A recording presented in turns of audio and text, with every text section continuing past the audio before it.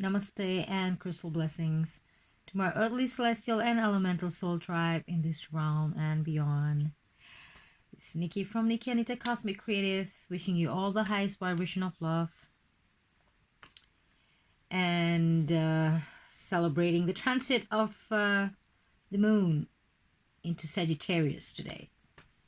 So when I picked the card from Moonlogy on our super new moon, if you see my previous video, it was full moon in Gemini card. Little did I realize, with all those festive mode I was in, that we are actually coming into end of this month with the lunar eclipse full moon in Gemini.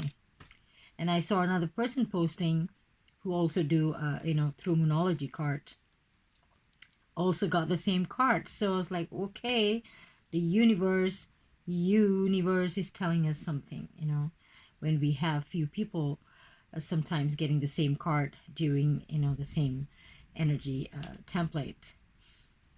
So as the moon see what I have here, lunar. Okay, this piece is very old. It's maybe from the 1930s, 50s, 40s. It belonged to the grandfather of my significant other, my hubby. So I just modified it. Gave a little glitter, just to have that little glitter lunar energy. And colored it a little blue, So I have my personal full moon every day with me. So as the moon transit into Sagittarius fully today, you may feel it, but because with all these external energies, could be conflicting. But personally, you may be feeling bold, adventurous. Sometimes we feel differently every day. When we wake up, today we feel like, yes, I want to go somewhere, I want to do something. I feel alive, kind of thing. So sometimes we feel it. Not, it doesn't apply to everyone. I wasn't feeling like that, but yes, I wasn't really feeling. It's probably I'm not taking my D, not having much sun now in central Sweden, so probably. So you may feel a bold, adventurous, energized, optimistic, and impulsive. Start to do something out of the ordinary. Very Sagittarius energy, and to get out of our comfort zone, to try something new, something creative. So if you felt like that, is the Centaur energy, because my partner, my hubby is a Sagittarius. So but according to Vedic, he is a Scorpio, and if you want to follow the 13th zodiac, he's an Ophiuchus. So I don't know which one he belongs to. So well, I can see a lot of Centaurians, energetic characteristics in him. So could be. So sometimes when we grow up and start learning about our zodiac from a very young age, sometimes we kind of absorb those energies. If we have not known about our detail of our zodiac, that's okay. But when we start learning it from a very young age, somehow we get accustomed to the energies of somehow it's just like an avatar, because you've been reading it, it may absorb. So sometimes even if you're not a bold person, or it's not just in your natural characteristics or a mannerism, but when you start reading, from a very young age, sometimes it can be a mistake, but you always thought you were an Aries, right? Learning how bold it is, how head on and, impulsive. You tend to become that character because we can. Our mind is a very powerful tool. So even though it's not us, sometimes it makes us. As for me, I'm a cusp. according to the Western astrology, Piscean Aries cusp, and according to the Vedic, I am totally a Piscean. So I have both. Maybe because, like I said, from young, I've been reading, my Aries traits. So I have that head on, and I can be moody and dreamy at the same time. So can you imagine Piscean and Aries, total opposite sign, can be very, very confusing for a person, to have that.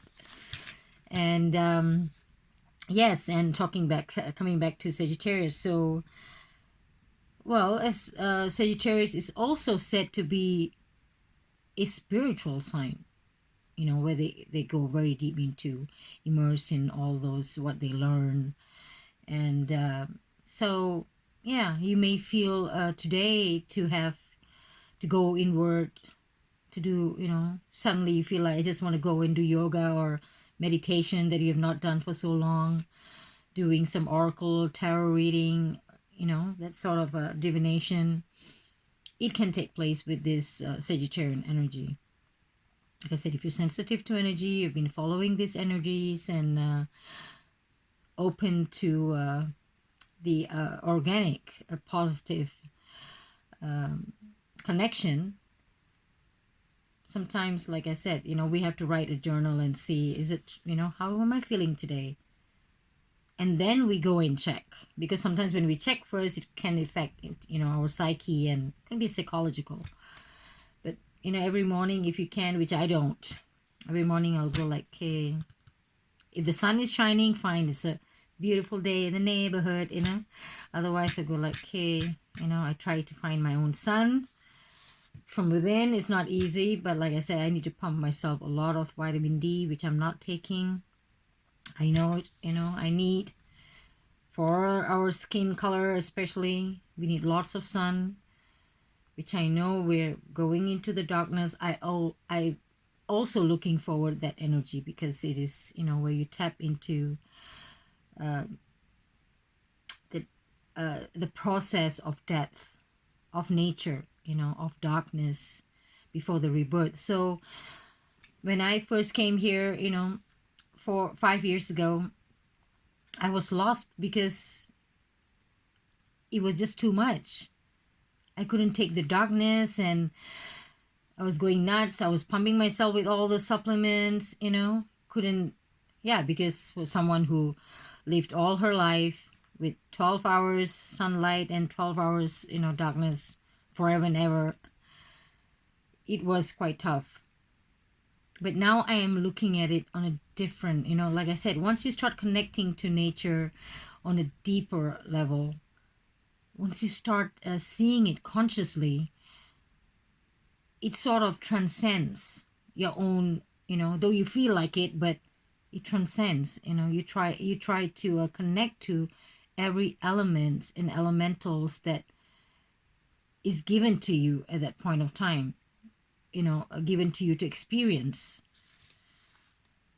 So when it's very windy, like the other day, stormy the whole day, I tried to connect with this wind element, the goddess and gods and anything that is being put out to you naturally by our beautiful Mother Gaia. So if we see it in that perspective,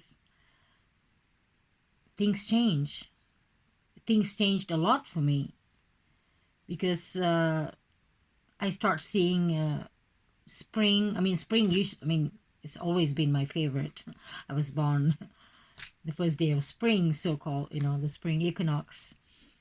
And being from the equatorial, where you have sun, greens, and flowers all year long. But the moment of autumn, I loved autumn, yes. But this year, I actually felt like I'm seeing autumn for the first time, which is not, but that's how it felt, because I'm seeing it in a different energetic connection, that resonance, where you feel totally whole with nature. I don't know how to put it into words, but you will see it once you get that kind of deep-seated symbiosis with Mother Nature, you know. And I know it's sub-zeros here. It can go as low as -30 in central Sweden. So my hubby is trying to escape, but I told him to stay put because with this thing that's going around, I'm not ready to face head on. But we'll see how it goes. But time to go inward, you know, embrace the chill, embrace the beautiful snowflakes that nature gives you, you know, how miraculous is that, with beautiful, beautiful crystalline energy. And looking forward for the winter solstice, of course, the winter solstice with Saturn, Jupiter conjunct at 0 degrees Aquarius. So as I'm also going to give a little snippet from this Moonology book by Yasmin Boland.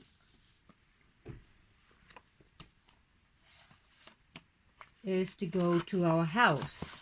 I mean, this is basic for, you know, beginners to know which house. I think it's very basic. You can even browse internet sites, you know, on zodiacs and stuff. So if you want to know which sign of the new moon per month, it is, you know, falls, like, for example, the last new moon in Scorpio, for me as an Aries, it was on my 8th house, I think. Yeah, it was on my 8th house. So how do you see it is like, I don't know if this phone will focus. Yops, this came out. It's bright enough, I don't know. So it's, of course, it starts with Aries and ends with Pisces. So like, as for me, you know, being in Aries, which is my first house, you know, and my sun sign. So the next one is Taurus. So Taurus would be my second house. So new moon in Taurus would be my second house. New moon in Gemini would be my 3rd house. It's like that. So you calculate from which zodiac you are. For example, if you're Sagittarius, you know, what comes after Sagittarius would be your 2nd house. Okay, just like that. It'll go on because you are on your 1st house. So the zodiac next to you, you know, after you would be your 2nd house. So that's how you calculate. So if your rising sign is Taurus, so because Taurus is your 1st house, then Gemini 2nd house, Cancer 3rd house, you know, it goes on like that. So that video, I will make another one to explain each houses, and as written by Yasmin, you know. Of course, there are so many different books. Different people have different rituals and stuff, but I will give you some snippet from this book on the rituals you can do for certain houses, the essential oil, the mantra, and stuff like that. So this is just basic for those who are learning now, you know, how to work with lunar phrases and the energies with different zodiacs and houses. So yes, I'll come back to this. So that is to know your house. Well, I'm kind of like a beginner too, learning to journey with the moon finally in 2020. Late bloomer, but better late than never. So I think I need to light up the sage again. So we'll do a little reading from our Moonology deck for this moon transiting in Sagittarius.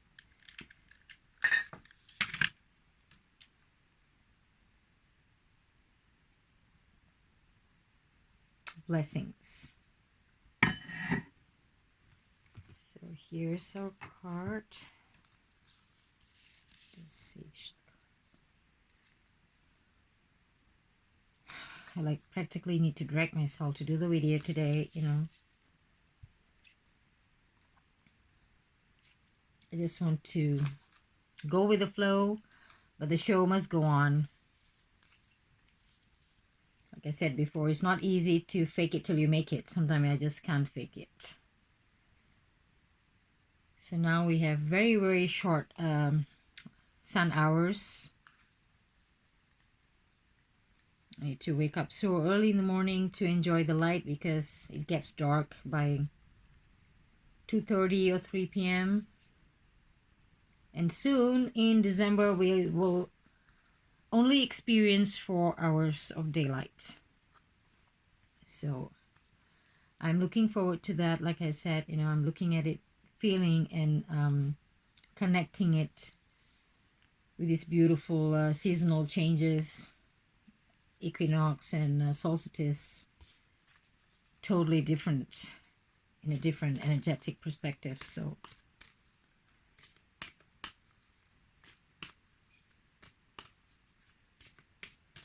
though your body can feel lethargic and mind feel, oh, I think I'm going into depression, you know, but that one you can of course help yourself with a little supplement and food and stuff like that you need to take extra because of lack of sun. But with a deeper connection, like I was talking about, it becomes easier, very much easier for me now than how it was 5 years ago. So let's connect to Mama Moon. And we'll pick a card today.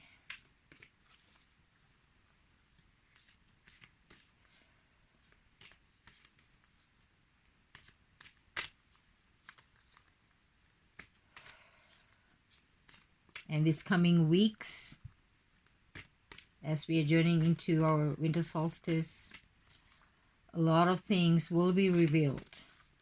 Okay, powerful times indeed. All the deception that has been put on humanity will fall away. We're getting there together. Positive times indeed. Not very positive if you look at it, you know, in that perspective where they have put their own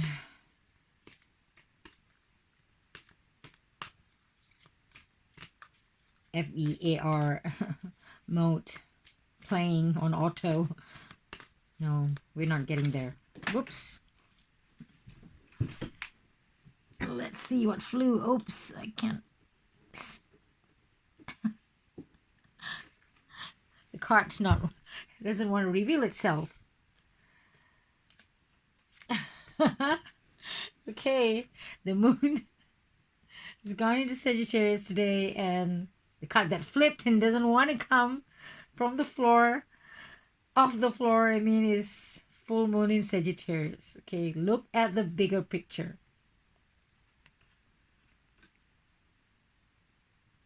Beautiful pink moon. So you can see that full moon in Sagittarius. All right.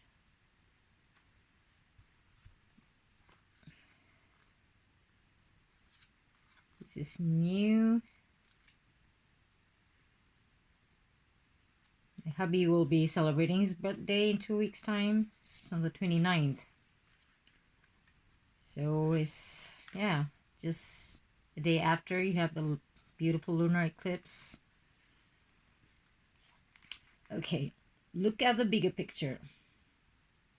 Are you thinking too much about the details of your dilemma? Fretting over minuity can be counterproductive. Or perhaps you're being all talk and no action. This card is a reminder that while it's good to think, things through, sometimes you need to step back and look at the bigger picture.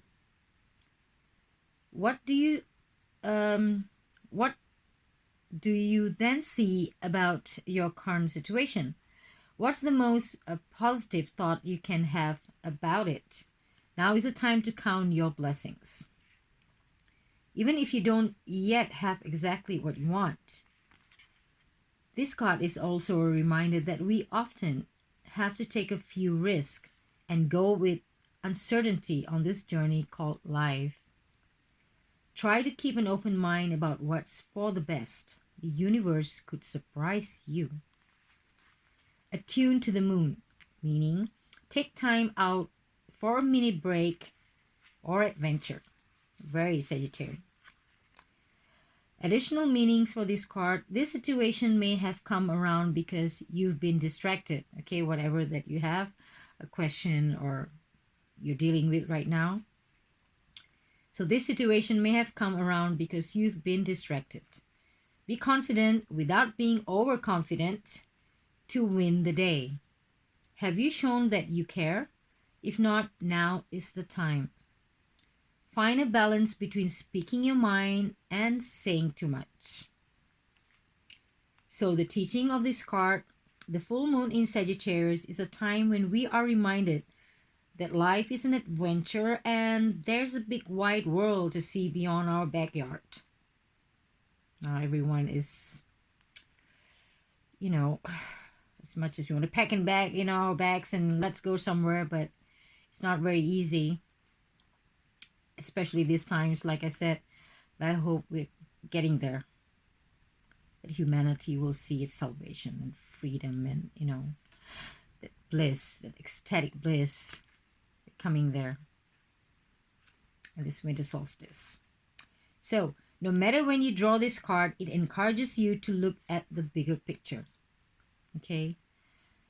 No matter what the situation is, sometimes when we are so narrowed, like the horse with the blinders, there's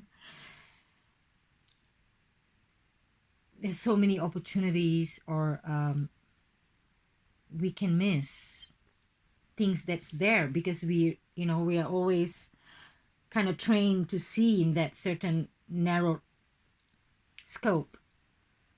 So when you fly like an eagle, rise above the storm, looking down, looking at the bigger picture, a lot of things that's impossible can be possible. Things that we think that, okay, is just too much. Whoa. Sage is smoking. Like that movie, It's called Mask. Oh gosh. It's a very sensitive word. So, full moon in Sagittarius for today is the moon getting into Sagittarius. Tomorrow it will be Sagittarius Capricorn. Then the day after, I think it is Wednesday, it'll be fully in Capricorn. So I hope you enjoyed this little video from me tonight. Yes, a night. I think it's almost 10 p.m. now. And yups. So wherever you are, I'm wishing you the highest vibration of love. I will not say stay safe because there's nothing to be safe about, There's nothing there, actually. If you heard my previous video, you know what I'm talking about. Otherwise, you can send a message down there and ask me what you're talking about, I will say stay brave. Not safe. Stay brave. We have this together. No matter what shadow puppet play they're playing and making us feel that manufactured false experience appearing real called fear is not there. Okay, we were not born into fear mode. We are sovereign, we are divine beings, and we will get back that power as humanity in this beautiful, magical, magnificent earth realm.